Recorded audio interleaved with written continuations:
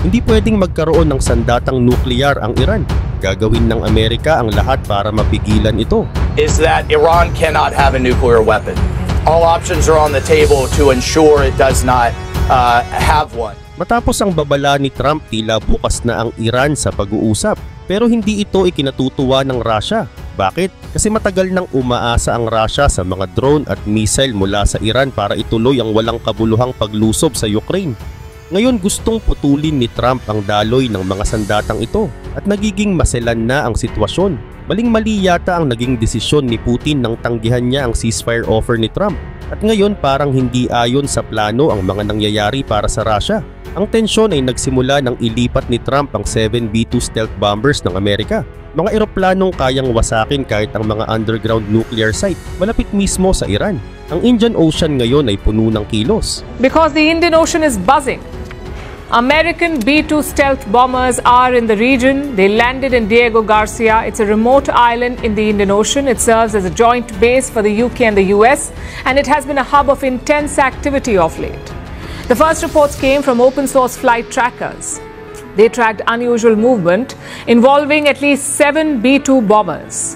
These planes took off from Missouri in the US from the Whiteman Air Force Base, and they flew non-stop to Diego Garcia in Africa. And they weren't alone, these planes. They were joined by 3 C-17 cargo planes and 10 aerial refueling tankers. That's some serious aerial movement. The US has 20 B-2 bombers in total, 20 bombers. Now 30% of that fleet is in Diego Garcia. Isang napakalinaw na mensahe ito na handang gumalaw ang US kung lalala pa ang sitwasyon. Pagkaupo pa lang ni Trump sa pwesto, agad siyang nagpadala ng liham sa pinuno ng Iran na si Ayatollah Ali Khamenei. Malinaw ang laman, makipag-ayos tayo sa isang bagong nuclear deal. Kung hindi, kakapasok lang ng balita. Inilabas ng Iranian media ang sulat mismo ni Trump na ipinadala mahigit 2 months na ang nakaraan. Basahin natin ang ilang bahagi nito. Ayon sa nilalaman ng liham, panahon na para magbukas tayo ng panibagong pahina para sa respeto at kooperasyon. Handang gumawa ng makasaysayang hakbang ang Amerika para sa kapayapaan, pag-alis ng tensyon at pagtanggal ng mga parusa. Pero kung pipiliin mong suportahan ang mga grupong terorista at palalain ng tensyon, maghanda ka sa mabilis at matinding tugon. Hindi kami mananahimik habang binabantaan mo ang aming mga mamamayan at kaalyado. Nagbigay umano si Trump ng 2-month na palugit para simulan ng negosasyon, kundi ay may matinding aksyon na isasagawa ang US. Hindi tiyak kung kailan eksaktong ipinadala ang liham, pero batay sa galaw ngayon mukhang malapit na ang deadline. Kamakailan lang sinabi ni Trump, oras na lang ang binibilang. We're down to the final moments. We're at final moments. Can't let them have a nuclear weapon. I think that I would have had a deal within 1 month after the rigged election of 2020. They were all set to make a deal. It's an interesting time in the history of the world, but we have a situation with Iran that something's going to happen very soon. Very, very soon. You'll be talking about that pretty soon, I guess. And hopefully we can have a peace deal. You know, I'm not speaking out of strength or weakness. I'm just saying I'd rather see a peace deal than the other. But the other will solve the problem. Ngayon sinabi ni Trump na mas gusto niyang magkaroon ng peace deal kaysa sa ibang opsyon. Hindi niya diretsong sinabi kung ano ang ibig sabihin ng ibang opsyon. Pero base sa galaw ng puwersa ng Amerika sa Red Sea, mukhang alam na natin kung ano yon.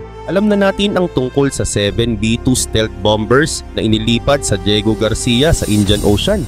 Pero hindi lang iyon. Mayroon ding Truman Carrier Strike Group sa Red Sea at kasalukuyang papalapit din ng aircraft carrier na Carl Vinson kasama ang strike group nito mula Pacific Ocean papuntang Red Sea.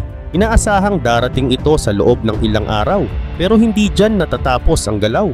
May kasama rin itong 2 command and control ships, 2 independent destroyers, 4 military sea lift command vessels at 2 US submarines. At hindi pa kasama riyan ang mga air bases na matagal nang nakaset up sa Middle East.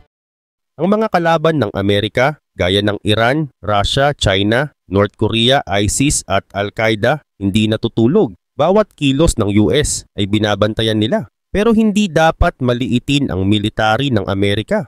Iran, Russia, China, North Korea, ISIS, Al-Qaeda.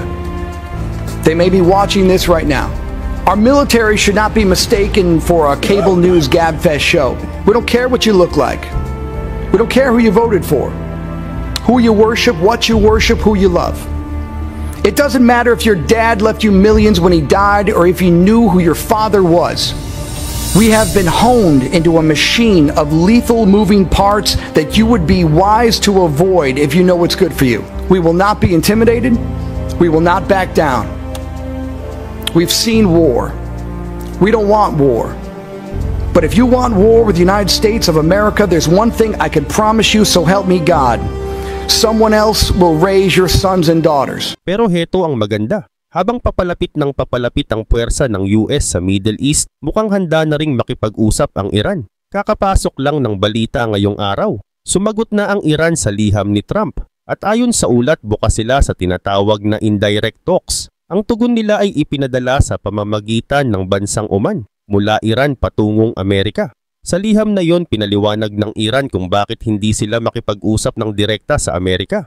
Ayon sa Iranian Foreign Minister, hindi raw pulisya ng Iran na makipagnegosasyon habang may banta ng gyera o maximum pressure. Pero gaya noong nakaraan, pwede raw ipagpatuloy ang indirect talks. Idinagdag din ng minister na detalyado nilang sinagot ang mga punto sa liham ni Trump at ibinahagi ang pananaw nila sa kasalukuyang sitwasyon. Aminado rin ng Iran na handa silang makipag-usap kay Trump pero hindi nila malilimutan ang ginawa niya noong una niyang termino. Noong first term niya bilang presidente, pinatigil ni Trump ang paglahok ng Amerika sa 2015 nuclear deal. Sa kasunduang iyon, nilimitahan ng nuclear activity ng Iran kapalit ng pag-alis ng sanctions pero noong 2018, umatras si Trump sa deal at ibinalik ang matinding parusa. Doon na nagsimula ang paglabag ng Iran sa kasunduan hanggang sa lumampas na sila sa limitasyon ng uranium enrichment. Ayon sa US, kaya umatras si Trump sa deal ay dahil kahit may kasunduan na, patago pa ring nagpapatuloy ang nuclear program ng Iran.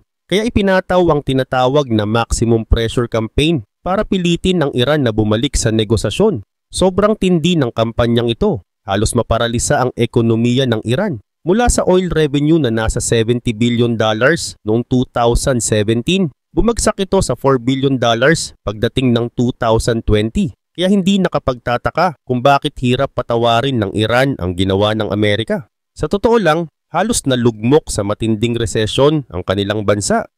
Pero huwag nating kalimutan, sinubukan ng Iran na ipapatay si Trump habang tumatakbo siya sa eleksyon. Oo, totoo yan. Naglabas pa nga sila ng bounty na $3 billion para sa ulo niya. Dahil sa banta, napilitan si Trump na gumamit ng eroplano ng kaibigan niya papunta sa campaign events. Samantalang ang staff niya, ginamit ng Trump plane para isipin ng Iran na nandoon pa rin siya. In case may plano silang masama, sila ang maloloko. Sinabi pa nga ito mismo ni Trump pag upo niya sa pwesto. Ganito ang pahayag niya. Against you and your team by killing you guys for taking out Soleimani. Well, they haven't done that, and that would be a terrible thing for them to do. Not because of me. If they did that, they would be obliterated. That would be the end. I've left instructions. If they do it, they get obliterated. There won't be anything left.